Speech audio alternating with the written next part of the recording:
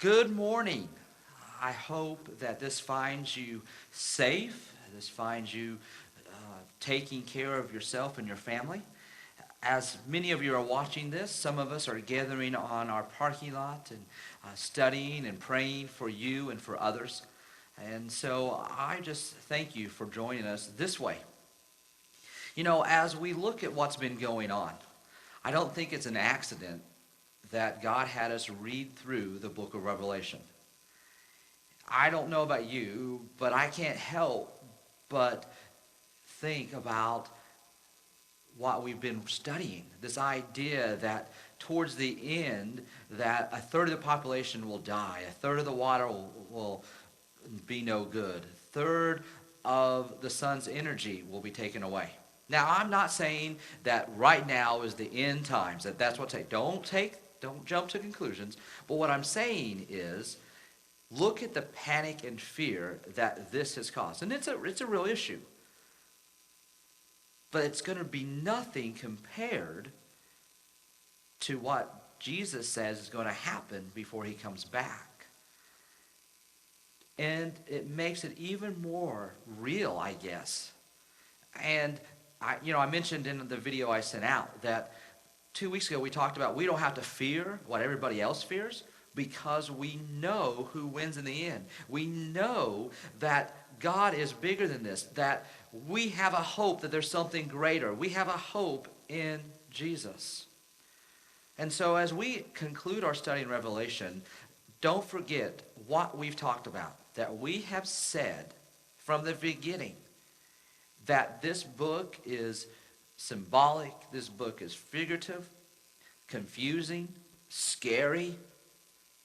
But the thing to remember is that Jesus wins. Satan loses. And it's best to be on Jesus' team now and then and forever. It's so much better. And I think that is really illustrated where we get to the very end of Revelation. We're going to be looking at Revelation chapter 20 and then some of 21. Now, when I first wrote this earlier in the week, I was going to have you imagine what it would be like to be a Christian facing persecution. And persecution is happening real. There's an amazing organization called Voice of the Martyrs. If you want to read about persecution that are taking place to Christians today, right now, as we're watching this video, how they are arrested and even threatened to kill and lose everything because of their faith, check out Voice of the Martyrs. Check it out. I get their magazine, and I just read it, and after I read it, I just pray that I would have that faith and that boldness. Because I've never faced persecution. I've never faced anything like that. But we're getting a small taste of it, aren't we? This idea of not being around others, idea of having to be careful, getting in groups and that type of thing. I think I have a better appreciation, a little bit. And it's nothing compared to what they're facing. And so I don't think it's going to be real hard for us to imagine. Can you imagine that the reason we aren't getting together isn't because of a virus, it's because it would be illegal. That if you came to the church ground, you could be arrested and killed. Not just catch a deadly virus for those who are elderly or young. Can you imagine? Now, picture that. Picture that setting, the setting you're in where you're isolated, but it's because of the risk of your faith. But yet you choose to keep living for him. Think about that as I read these words. How would these words mean to you differently? Now, one of the things before we get into that, this chapter is one of the most debated through biblical scholars and theologians. It was even something that was really debated when I was in Bible college. We'd have professors who had one stance compared to the others and would have reasons why their stance and their interpretation was right and why the other was wrong. The two main interpretations of the part of the passage that's so confusing are what's called premillennial and amillennial. Yeah, I just used some really big words. Good thing you don't have to see it on the screen for me to spell it. You just can take my word for what they are. And it's based on the understanding of what it means in the 1,000 years. We're going to read this passage, and it talks about there's a time where Satan is bound for 1,000 years. The premillennial understanding of that is it is an exact, literal 1,000 years. That for 1,000 years, Jesus comes back, and he reigns with his people, and Satan is bound. And it's a time of peace. It's a time when more and more people are told about Christ. And then he's released for a very short time. And once he's released, he causes much havoc as he can, as we've read earlier in the book. But then Jesus says, that's it, time over, game over. And those who are with him get to enjoy the new heaven and the new earth, and those who are not will suffer for eternity. The other main interpretation is called amillennialism. And what it says is that the 1,000 years is a figurative time period. That it is representing the church age. That Satan is bound by the preaching of the gospel. That he cannot be fully unleashed. That he is bound because we are preaching the gospel as a church. And so it's called the church age. And that interpretation is after a long period of time, Jesus comes back. Before Jesus comes back, there is a time of tribulation, a time of the suffering of stuff that we've went through, and then Jesus ends it once again. Game over. You're with Jesus. It's way better. If you're not, it's hell, literally hell. And so you have those two interpretations. Now, I liked what one of my professors said. One of my professors, in the midst of all this big debate there on campus on which one, he said, I'm a panmillennialist. It'll all pan out in the end. And one way he's right. And at the way it happens, it's going to happen. There's nothing we can do to change it, nothing we can do to stop it, except be ready. Be ready. And the way to be ready is have a relationship with Jesus. That's how you're ready. Whether it's a actual 1,000 years and then a 7-year period, an actual 7 years of Satan just going after his Christ followers, or if it's a figurative amount of time and then a figurative amount of time that Satan is unreleased. But there are some truths. And so let me read this to you. And then we'll talk about what it can mean to us. Starting with chapter 20, verse 1. And I saw an angel coming down out of heaven, having the key to the abyss and holding in his hand a great chain. He seized the dragon, that ancient serpent, who is the devil, or Satan, and he bound him for 1,000 years. He threw him to the abyss, locked and sealed it over him, to keep him from deceiving the nations anymore until the 1,000 years were ended. After that, he must be set free for a short time. I saw the thrones in which seated those who had been given authority to judge. And I saw the souls of those who had been beheaded because of their testimony for Jesus, because of the word of God. For they had not worshipped the beast or his image, and had not received his mark on his foreheads or his hands. They came to life and reigned with Christ 1,000 years. The rest of the dead had not come to life until the 1,000 years were ended. This is the first resurrection. Blessed and holy are those who have part in the first resurrection. The second death has no power over them, for they will be a priest of God and of Christ, and will reign with him for 1,000 years. When the 1,000 years are over, Satan will be released from his prison. And he will go out and deceive the nations for the four corners of the earth, Gog and Magog, to gather them for battle.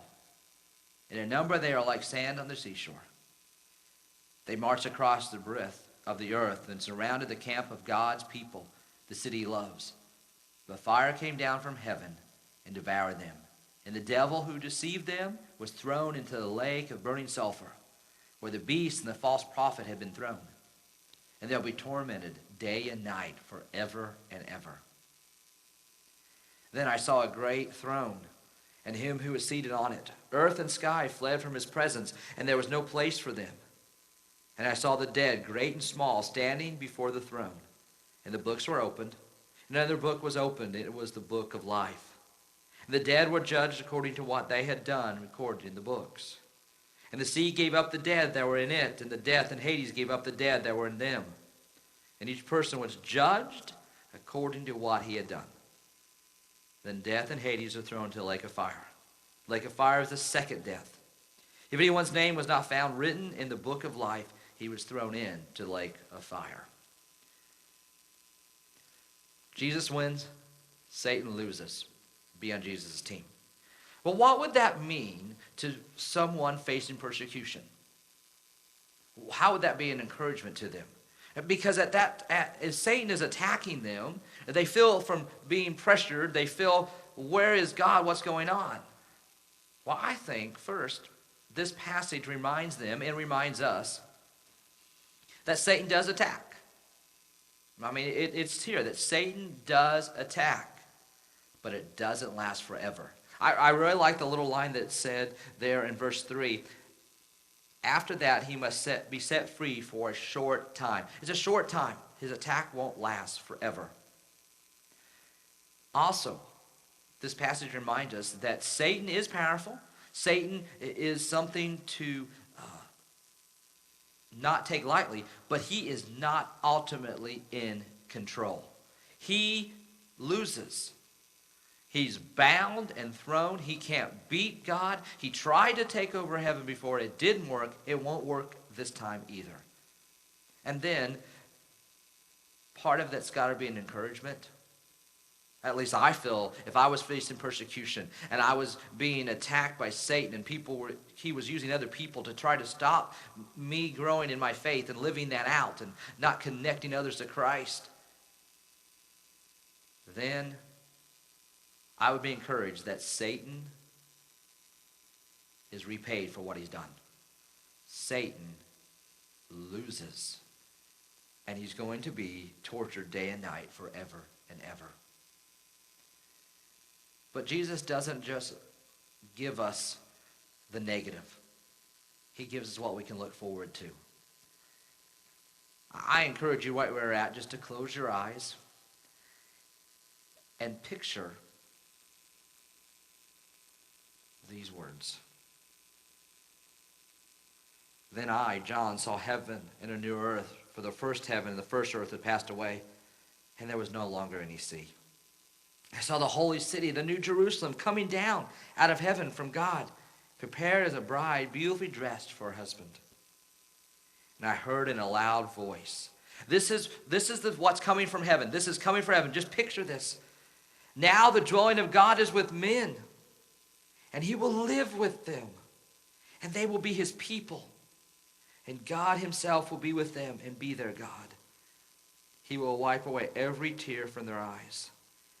There will be no more death, no more mourning, no more crying, pain, for the old order has passed away. And then this is God speaking, it is done. I am the Alpha and Omega, the beginning and end. To whom is thirsty, I will give drink without cost from the spring of life of water. He overcomes will inherit all this. I will be his God, and he will be my son. You can open your eyes. Now, if you couldn't picture any of that, if that didn't give you any hope, then there's something missing. And what's missing is Jesus. You haven't given your life to Christ, and you're missing out. You're missing out. And how does one give their life to Christ? Well, you've got to believe that he is who he is. And that he walked this earth, that he died, and he rose again, that he's Jesus. Then you've got to confess that belief and answer the question, who is Jesus? You've got to repent, and you've got to be baptized. Man, if you're missing out, let's talk. Now, probably not face to face right now. We can talk over the phone. But don't miss out. You know, right now is a lot of chaos, as I've said. But I can't help but think when I read that in heaven, there's no coronavirus. There's no cancer. There's no darkness. There's no pain. Because that's what God is. Remember, Jesus wins, Satan loses. Be on his team.